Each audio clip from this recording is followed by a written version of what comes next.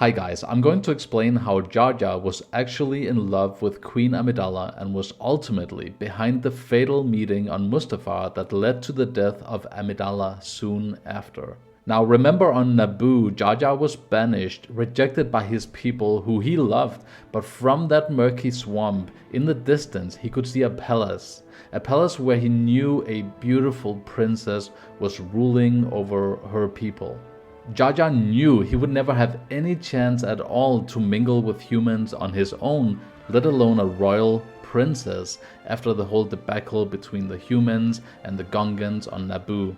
He knew his two bugged out eyes and giant ears were never going to fit in. But then, as if his prayers were answered by the Force itself, two humans came along his path. Two humans who were on their way to the princess who Jar Jar had been pining for months at this point.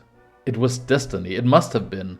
Jar Jar, having spent his whole life out of luck, had now finally been granted a new chance by the Force itself. It wouldn't be long before Jar Jar had a chance to make his first move on the beautiful princess, and suddenly he saw an opening to introduce himself. Hello.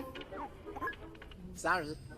Who, sir, are you, sir? At this point, Jar Jar pretends not to know who the princess was. He couldn't, after all, reveal that he had stalked her for so long in those murky swamp waters of Naboo. I'm Padme. Misa Jar Jar Binks. You're a Gungan, aren't you? Uh-huh. Jar Jar's mind was racing. Was she going to reject him for being a Gungan? Had he already blown his one chance by being the Gungan that he was? How'd you end up here with us? Thank the Force. Mine don't know. Misa day starting pretty okie day with the brisky morning munchin', then boom! Getting very scared and grabbing that Jedi and pow! Misa here. Huh. Misa getting very, very scared. And that smile was the beginning of something truly amazing. Not only a chance to be accepted, but to be loved. Finally, things were looking up for Binks. With this new relationship, he was going to prove Boss Nass wrong to have banished him. This was the perfect opportunity. Jar Jar could have a romantic relationship with a princess, and not just any princess, a princess that could bring peace between his people, the Gungans, and the humans of Naboo. A true hero, a true Gungan. Just a few moments later, by some miracle, Jar Jar found himself in an audience with the Queen. Jar Jar Binks. Misa, Your Highness? Yes. I need your help.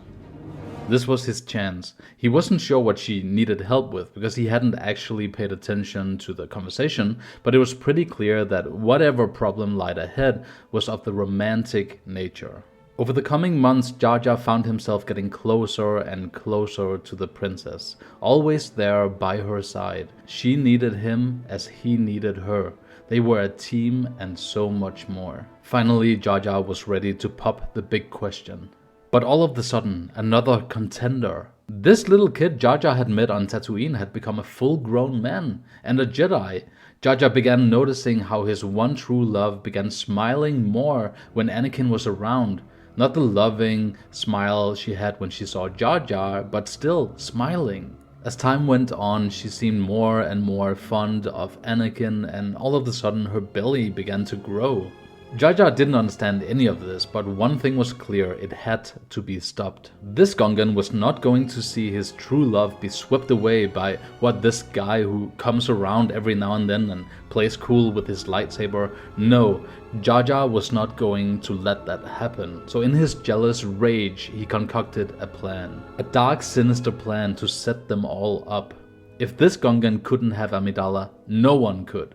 Later on, it would turn out that it was Jar Jar who told Obi-Wan where Anakin was when Anakin had fallen to the dark side. Obi-Wan rushed to the spaceship, but behind the scenes, Jar Jar told his now former true love that Obi-Wan was about to take off to go and attack Anakin. Jar Jar told the Queen to go and hide in the ship, that everything would be alright if she did.